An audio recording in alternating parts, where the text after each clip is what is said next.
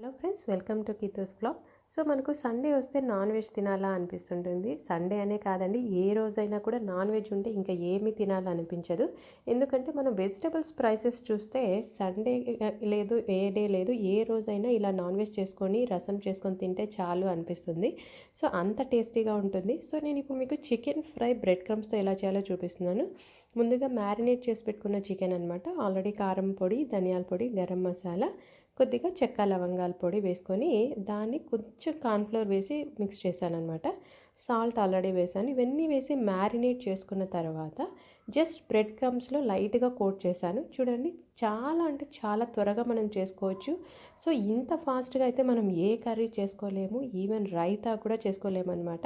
So అంత ఫాస్ట్‌గా మనం ఇలా చికెన్ ఫ్రై చేసేసుకొని జస్ట్ మనం ఒక రసం పెట్టుకున్నా, లేదంటే జస్ట్ చికెనే ఇలా తినేసినా కూడా సో చాలా బాగా అనిపిస్తుందనమాట. ఒకసారి మీరు